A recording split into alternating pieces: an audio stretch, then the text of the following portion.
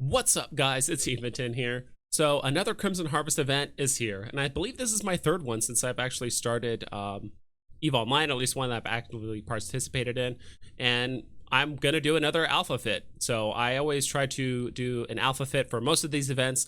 I'm pretty much going to use the exact same one I used last year. I think it still holds up very well, though I would make some very slight tweaks, mostly with like the ammo, the drones, maybe change out a low or a mid slot. But honestly, this Praxis fit does very well. It's low SP.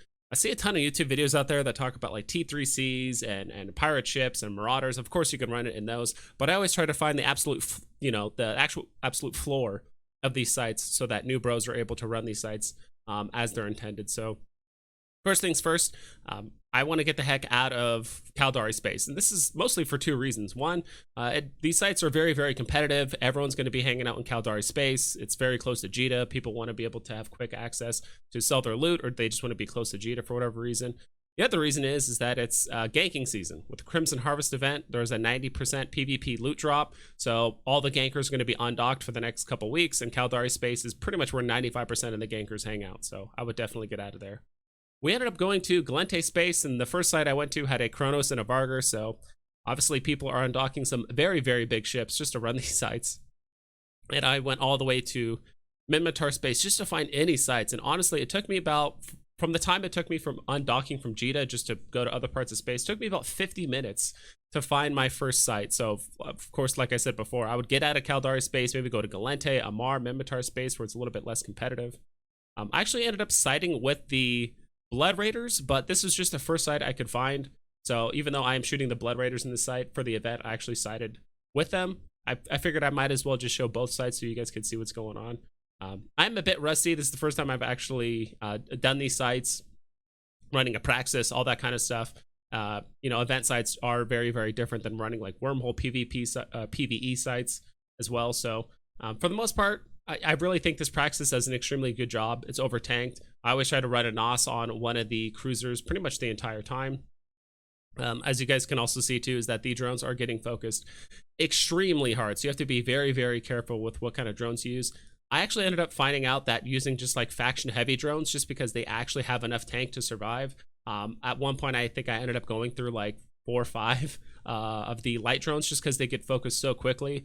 I also try my best to keep the drones only attacking targets that are close to me, so if they do get focused, I can recall them back and they're already close to me. But if you have them chase some target that's 15, 16, 20 kilometers out and they have to come back, sometimes they do get scrammed and they end up just getting killed off, so obviously you have to be careful about that. Another thing that is actually not in the fit that you guys need to be sure to bring is an MTU. The Blood Raider sites, you actually end up getting bounty payouts. So as you're killing them, because they are considered pirates, you do get, it's deposited in your wallet when you do kill them off, and all of that. But with the Tetramon sites, so if you side with the Blood Raiders and you're shooting Tetramon, you get these war clone blanks, which I'll probably show a little bit later in the video. That's basically how you get paid out for the most part. So if you're shooting Blood Raiders, you get the bounty payouts as well as just the, of course, the boss there at the very end, the Overseer effects, which are given on both sites. And I would say these sites probably pay out on average in high sec. I've only done about 4 or 5 of them, so it's probably not a good average. I would probably like to run a little bit closer to like 15 to 20 to get like a good average. But on average, I would say it's probably about 25 million ISK, including like the bounty payouts, the Overseer effects, the war clone blanks, based on the type of sites you run. So here we are actually running the Tetramon site. So one thing I forgot to mention earlier is if you're running the Blood Raider sites, you want to be shooting EM and thermal mostly. Both sites pretty much almost exclusively do EM and thermal, though they do a little bit of kinetic, but you want to tank out your ship mostly for EM and thermal if you're not running the Praxis. I mean, the Praxis is omni tank, so it doesn't really matter. As you can see here, the type of damage you want to do is thermal for the Tetramon sites, but these other guys, for some reason, you want to do kinetic. So that's actually one thing I meant to change with the fit, which I'll do, of course, down in the description below. Is I think originally the fit was just doing thermal damage. It just had thermal missiles and mostly like EM and thermal drones. So I actually might add some kinetic missiles in there as well, just kind of add it in half. So whether you guys are running Tetramon or the Blood Raider sites, you guys should have the right damage. Though running thermal does work fine enough for both sides. I actually did end up running the site later on with kinetic damage. It did seem to go a bit faster. I would say with my skills, these sites probably took about 15 minutes, but if you do have a little bit if your skills are on a little bit of the lower end, it could take you up to 20 minutes. So just kind of keep an eye out for that. I of course try to shoot the augurers first, but sometimes I mess up. I mean, I'm honestly doing enough damage in my Praxis that I can kind of just start shooting through a lot of the reps that they're doing. Also on the left side, if you guys see, it says Crimson Harvest, Skilling Spree, all that stuff. Be sure to click on that little button that lets you go on to the next task, because I think the first couple times I ended up running these sites, I forgot to click that button, and I was not actually accruing points as I was running these sites. So yeah, I think what I might do with the fit is just, again, add kinetic and EM damage drones, add kinetic and thermal damage missiles as well. And yeah, so this is actually the very last room for the Tetramon site. I actually ended up going with the Blood Raiders because I just felt like that their skins looked a bit better, to be quite honest, versus the Tetramon side.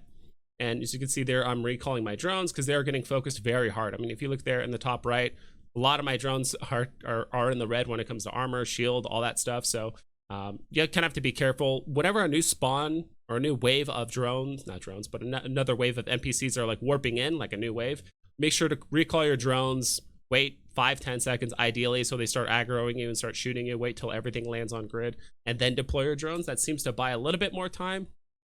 But on occasion, sometimes the second you deploy your drones, they start locking them. And the easiest way to tell if they start locking your drones is if you see that yellow box around the ship. So most of the time, if there's just a red circle around them, which most of them are, that means they're shooting you. But if there's a yellow box around them, that means they are shooting your drone. So you have to be careful about that. Typically on these sites, the first thing I shoot is usually the Oracle. Honestly, because the fact that we have a heavy NOS on our ship, I'm not really afraid of getting nuded out. I will say the Tetramon sites do have a lot of warp disruption, or not warp disruption, but like weapon disruption. As you can see there, there's like missile disruptors and all that stuff. But the Blood Raider sites are a little bit more heavily skewed towards the nuding. So you might have to be a bit more cognizant about nute pressure on the Blood Raider side. But if you're doing the Tetramon sides, you will get missile disrupted a bit more. So we're kind of just clearing up the site, killing the augurer.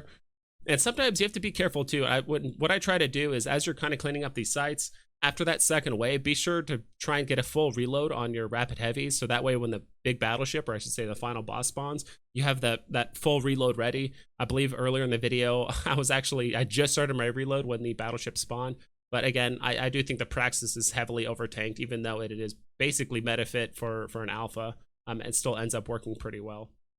Yeah, so on these Tetramon sites, you do want to be running majority kinetic damage. This is something I didn't realize till later. So the fit down in the description will be having a combination of kinetic and EM drones, as well as kinetic and thermal missiles for you guys to use as well. That way, you're pretty much set up for success, whether you're running the Tetramon or the Blood Raider sites. Of course, always before the battleship spawns, after the second wave, be sure to try and get your rapid heavies reloaded before the battleship shows up. So usually within the last like couple ships or so of that second wave, I try to reload and let my drones do the majority of the damage to finish off those last guys. But yeah, I mean, honestly, the Praxis is very straightforward here. As you can see, I mean, I do have above average skills, obviously, especially for like an alpha player, but I never got below 25% HP. The heavy NOS definitely helps out with the nuding pressure if you are running the Blood Raider sites. So yeah. I will be probably running these sites in a Vagabond in another video, because I do want to have like an Omega ship to try.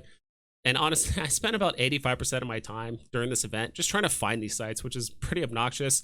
And it can be kind of hard to come up with the motivation to make videos like this when you're spending hours of your time trying to just find sites instead of like hanging out with your court mates or doing other things that are a bit more fun or a bit more profitable. So yeah, I'm going to be running the Vagabond in these sites in my next video because it's a bit quicker. I do think the resist profile of the Vagabond is extremely friendly for these sites because it has a high EM and thermal resist. So I feel like I'll be able to run these sites better, not only on grid, but also just warping around. You're going to be able to get to these sites much quicker as well. So yeah, that's pretty much it. Down in the comments below, let me know what ships you guys are using to run these Crimson Harvest sites, and that way you guys can get entered into the Scope Syndicate ship skin giveaway. So yeah, that's pretty much it. Hope you guys take care, and I'll catch you guys next time.